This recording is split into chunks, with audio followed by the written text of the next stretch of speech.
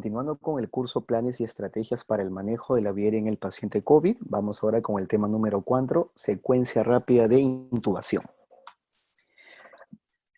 La definición de la secuencia rápida de intubación es que esta es una secuencia de pasos programados, cronometrados, con tiempos, ¿no? A fin de inducir un estado de inconsciencia y relajación muscular para la intubación orotraqueal. Entonces, vamos a ver que es una propuesta, ¿no?, ante el manejo avanzado de la vía aérea y que el objetivo va a ser obtener esta vía aérea definitiva, la cual traduce introducir un dispositivo, ¿no?, idealmente el tubo orotraqueal, a través de las cuerdas vocales en tráquea, ¿no?, y sellarla con un CAF, con el paciente tan oxigenado como podamos tenerlo y en el mejor estado fisiológico posible. Entonces, en el contexto de la pandemia con COVID, nos enfrentamos pues definitivamente, ¿no?, a un paciente que viene con gran compromiso respiratorio. Entonces, una de las formas para poder combatir ello es con esta secuencia.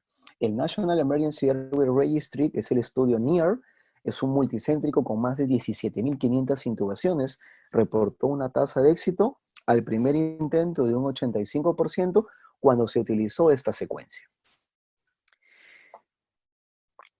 Vayamos con las indicaciones universales de la intubación orotraqueal. Tenemos que hacernos tres preguntas. ¿Hay alguna falla en la permeabilidad o la protección de la vía aérea por parte del paciente? ¿Esto qué quiere decir? Por ejemplo, tenemos un nivel de conciencia disminuido, el paciente por sí mismo no puede mantener aperturada, permeable su vía aérea. Si es así, entonces ya estamos pensando en que ese paciente va a ir a un manejo avanzado de la vía aérea. Segunda pregunta, ¿existe ventilación u oxigenación pulmonar insuficiente? En otras palabras, ¿estamos ante una falla respiratoria? Esta será una insuficiencia respiratoria tipo 1 con un componente hipoxémico. Esta será una insuficiencia respiratoria tipo 2 con un componente hipercápnico. Bien. Y la número 3, ¿cuál es la evolución clínica prevista del paciente? O sea, adelantarnos a un deterioro funcional del paciente. Si yo tengo un ingreso de un paciente que llegó en mal estado, pasó media hora, una hora, y el paciente empeora, pues definitivamente estoy viendo yo de que su evolución y la tendencia está yendo a empeorar. Pues no voy a esperar que mi paciente entre en una parada cardiorrespiratoria o se complique a tal grado para recién decidir darle un manejo avanzado de la vía aérea. ¿Qué sucede en COVID-19? Pues esta pandemia nos ha enseñado de que el paciente, ¿no?, con este virus llega con valores de saturación muy bajos y, como se dice de forma coloquial, llega caminando. Llega en su carro, llega en taxi, traído por los familiares, pero cuando le colocamos el oxímetro de pulso, su saturación está 70%, 80%, 72% y valores bastante groseros bajos. Entonces, hemos visto que ante esta pandemia se le está brindando un mayor rango de importancia y de chance a las técnicas de oxigenación temprana, que son técnicas avanzadas, que si bien es cierto anteriormente ya se habían hecho, ya se les daba a los pacientes, pero ahora se le está poniendo más fuerza a ello. Lo otro, también descrito, están las técnicas de pronación temprana, es el colocar al paciente boca abajo, pero en el paciente despierto, no necesariamente al paciente que está intubado y conectado a un ventilador mecánico. Entonces, esto debe ser en un inicio. Si vemos que estas maniobras no nos dan un resultado óptimo y positivo para el paciente, pues la decisión de intubarlo no debería tardarse más. Vamos con las 7 Ps, ¿no?, como se les había mencionado. La primera P de la secuencia rápida de intubación es la preparación. Y la preparación parte, ¿no?, de lo que es la protección del equipo y del paciente. Entonces, definitivamente tenemos que contar con un ambiente que nos brinde seguridad, con un equipo de protección personal que nos brinde seguridad, bien, tener idealmente una hoja de ruta, un checklist, funciones determinadas, ¿no? Y todos hablar el mismo idioma.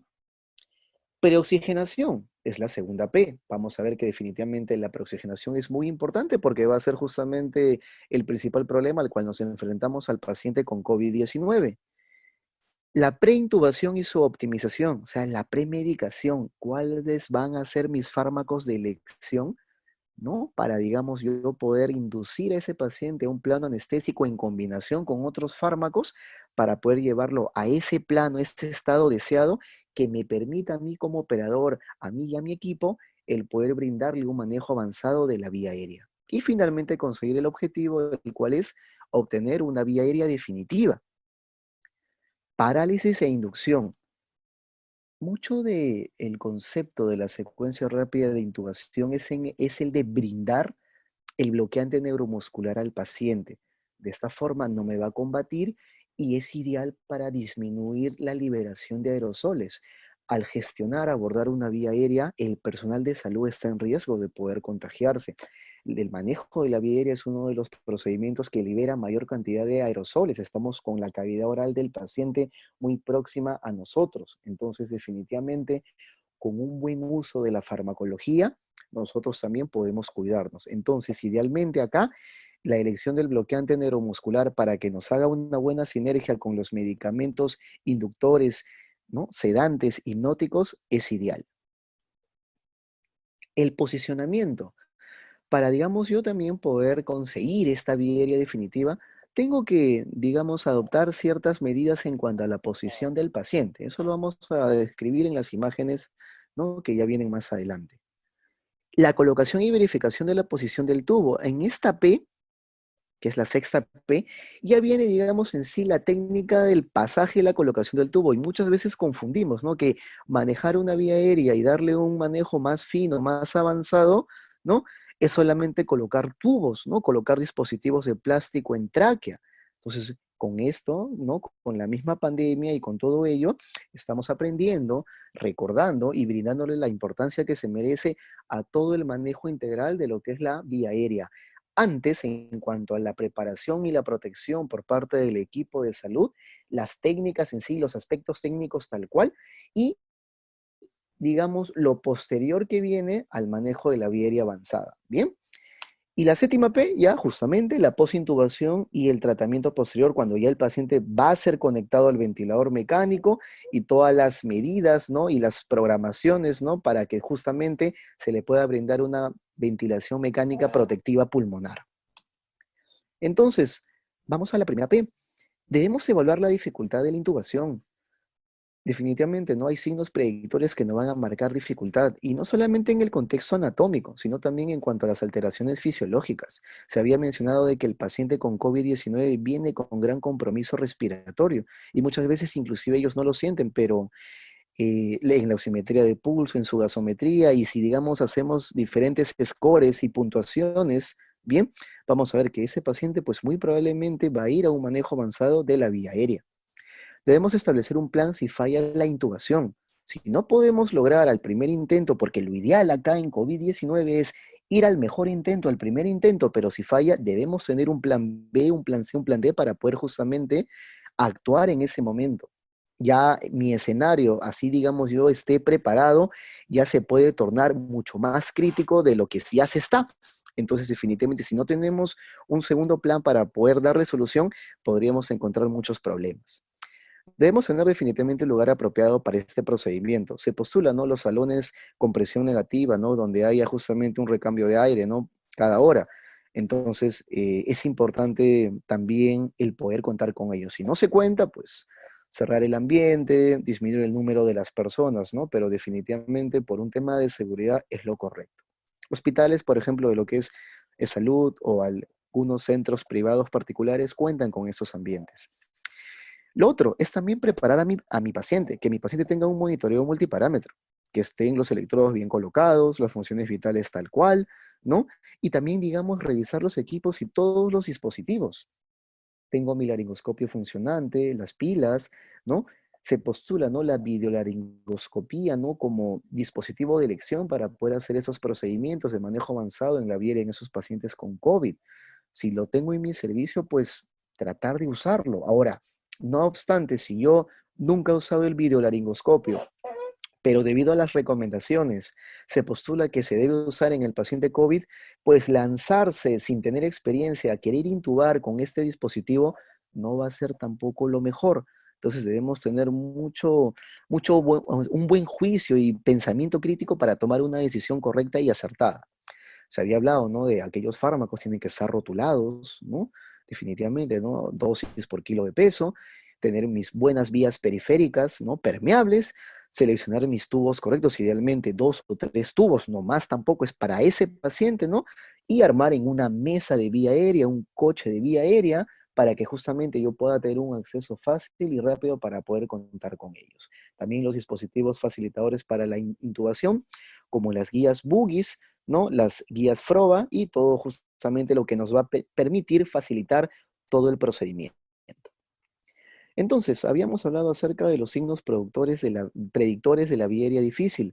Tenemos en este caso la escala de Malampati, este índice, ¿no? Que es una evaluación preanestésica. Idealmente se hace en escenarios controlados, donde se le pide al paciente, ¿no? Que abra la boca. Idealmente el paciente está sentado y se observa, ¿no?